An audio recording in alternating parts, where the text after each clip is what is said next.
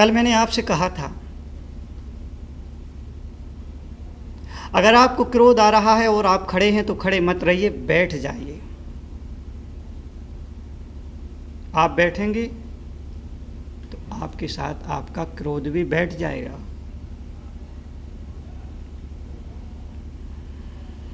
आपको क्रोध आ रहा है, आप खड़े हैं तो खड़े मत रहिए, आप बैठ जाइए। फिर भी क्रोध आ रहा है तो आप बैठे मत रहिए, लेट जाइए। फिर भी क्रोध आ रहा है तो आप लेटे मत रहिए, सो जाइए। फिर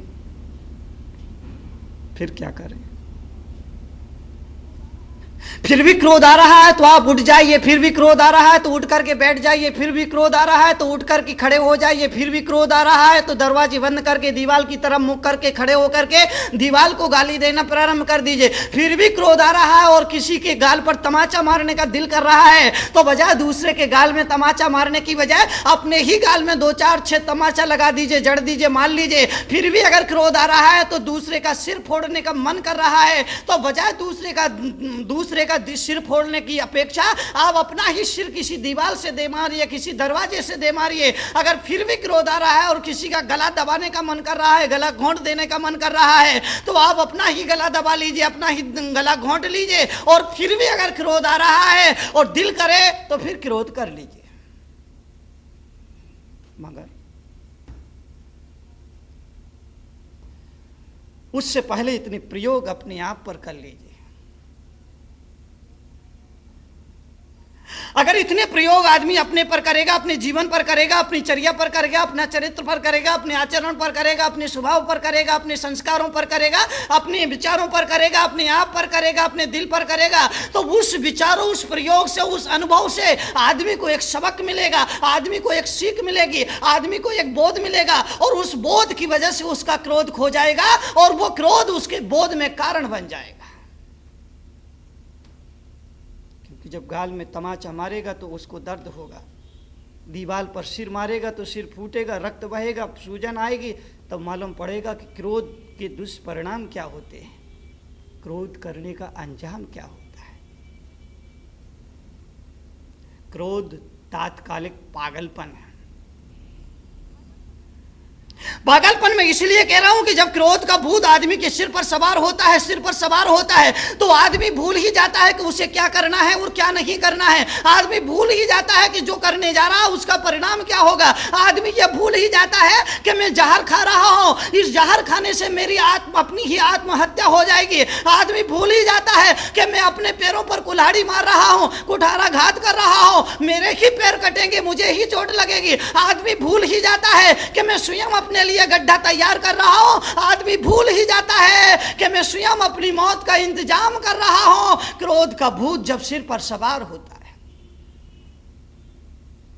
एक आदमी ने मुझसे पूछा, अगर सामने वाला क्रोध में लाल पीला हो रहा है, अगर सामने वाला क्रोध में उफन रहा है, अगर सामने वाला क्रोध में आग बन रहा है, अगर सामने वाला क्रोध में अंगार बन रहा है, अगर सामने वाला क्रोध में उबल रहा है, तो हमें क्या करना चाहिए।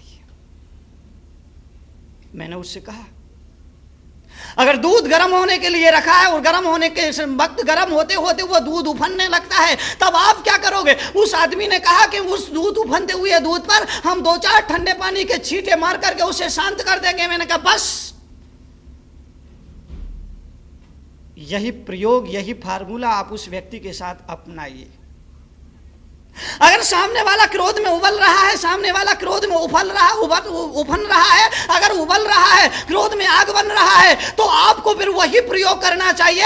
मीठे शब्दों के छींटे मार करके उसके क्रोध को शांत करना चाहिए। मीठे शब्दों के छींटे। अगर तुम्हारा बेटा क्रोध कर रहा है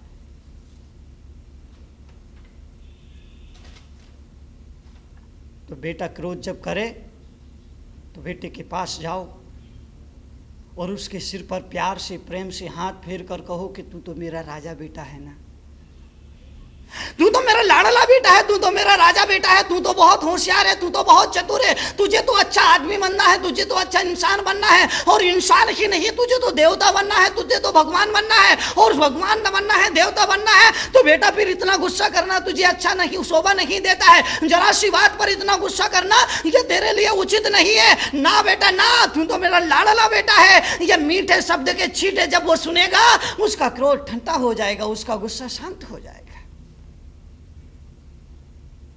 क्रोधी के ऊपर मीठे शब्द के छींटे डाल दो तो क्रोधी शांत हो जाता है।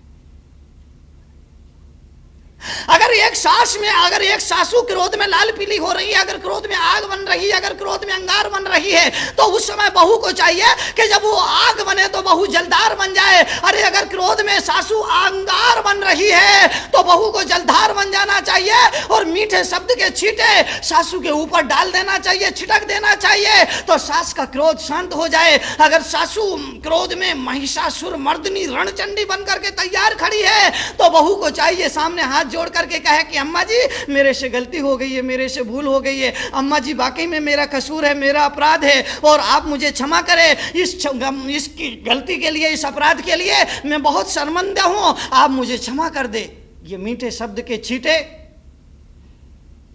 सासू के क्रोध को शांत कर देंगे।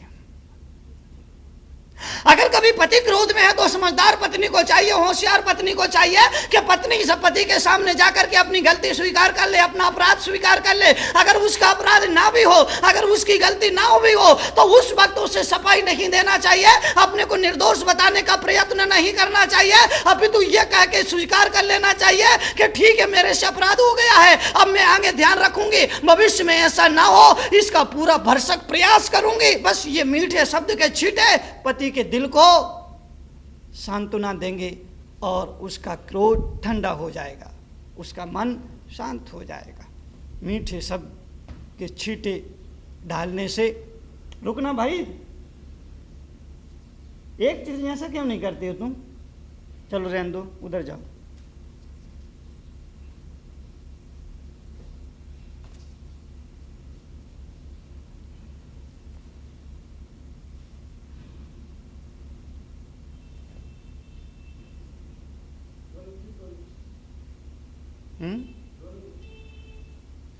रिवर्स करके बोलना।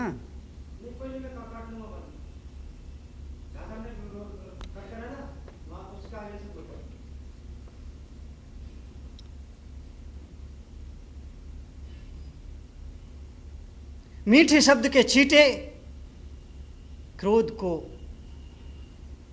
के शमन में कारण बन जाया करते हैं। क्रोध खतरनाक है। वैज्ञानिकों ने सिद्ध कर दिया है कि 24 घंटे में आदमी जितना खाता है, खाने के बाद जो रक्त बनता है, रक्त के बाद जो शक्ति बनती है, अगर एक